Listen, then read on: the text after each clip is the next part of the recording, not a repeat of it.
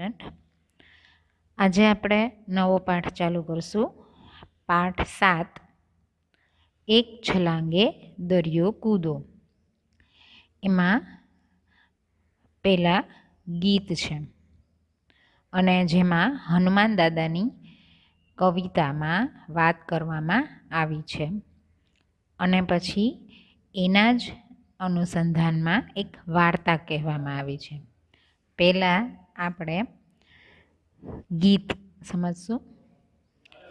લંકા તારી સળગી ગઈ, પૂંછડી મારી સાજી રહી. તમને જો યાદ હોય તો જ્યારે હનુમાન દાદા લંકામાં ગયા હતા ત્યારે તેની પૂંછડીમાં આગ લગાવવામાં આવી હતી. તો હનુમાન દાદાએ પછી એ આગથી આખી લંકા જલાવી હતી. એટલે એ કહે છે રાવણને કે તારી લંકા સળગી ગઈ પણ મારી પૂંછડી સાજી રહી. તેલ પણ તારું, ગાભા પણ તારા. ગાભા એટલે જે જૂના કપડાં થઈ ગયા હોય એને ગાભા કહેવાય. તેલે તારું હતું ને ગાભાય તારા હતા. દિવાસળી પણ તારી ગઈ, પૂંછડી મારી સાજી રહી.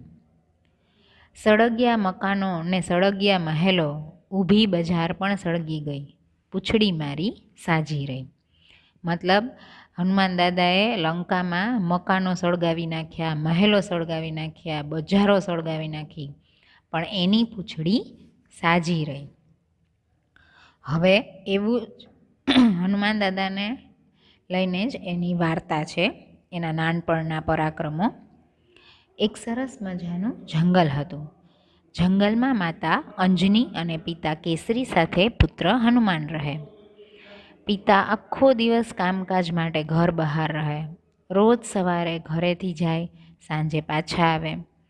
ઘરમાં નાનકડા હનુમાન માતા સાથે વાતો કરે, રમે અને માતાના કામમાં મદદ કરે. હનુમાન તો બધા કામ ફટાફટ ઝડપથી મતલબ જલ્દીથી પતાવી દે. બાકીનો બધો ટાઈમ મમ્મી સાથે વાતો કરે. એક દિવસની વાત છે, અંજની માતા રસોઈ બનાવવાનો ટાઈમ થઈ ગયો હતો, પણ હનુમાનને તો મમ્મી સાથે રમવું હતું. એટલે મમ્મીએ વિચાર્યું કે હનુમાનને કંઈક એવું કામ સોંપવું કે એ કામ કરે ને ત્યાં મારે રસોઈ થઈ જાય, પછી વાતું કરશું. એમ વિચારી અને એને હનુમાનને કીધું કે તમે જંગલમાંથી ફળ લેતા આવો. હનુમાન કે ભલે. હનુમાન તો ઘરની બહાર નીકળ્યા અને જમણા હાથનો અંગૂઠો પકડ્યો એટલે એ મોટા જ થવા મોટા, એના હાથ લાંબા જ થવા લાગ્યા અને દૂરથી ઝાડ પરથી ફળ તોડી લીધા. હજી તો એની મમ્મી રસોડામાં ગઈ ન ગઈ ત્યાં તો ફળ આવી ગયા. તો મમ્મી કે હે એટલી વારમાં આવી ગયા, તારા પપ્પા આવી ગયા? પછી તો હનુમાન તો મરક મરક હસતા હતા. મરક મરક એટલે ધીમે ધીમે.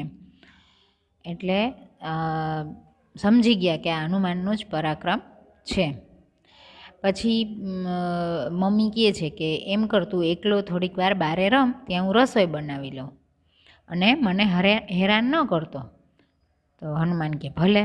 એમ કરીને એને ઘરની જાળી બંધ કરી દીધી ને રસોઈ કરવા માંડ્યા.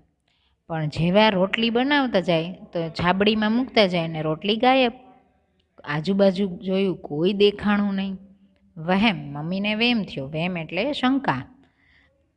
એને બૂમ એટલે રાડ પાડી, હનુમાન મને ખબર છે તું જ અહીંયા છો, તો કેવી રીતે અંદર આવ્યો? તો હનુમાન દાદા કહે કે જેમ અંગૂઠો પકડીને મોટું થવાય એમ ટચલી આંગળી પકડીને નાનું થવાય. એટલે હું તો ઝાડીની વચ્ચેથી આવી ગયો. અને એની મમ્મી તો હસવા માંડી અને કહે આ તો મને જંપવા જ નહીં દે. જંપવા મતલબ શાંતિથી બેસવા જ નહીં દે. એમ કરીને એને હનુમાનને પ્રેમથી તેડી લીધો. ખૂબ જ સરસ હનુમાન દાદાની વાર્તા છે. તમને પણ સાંભળવાની મજા આવી હશે.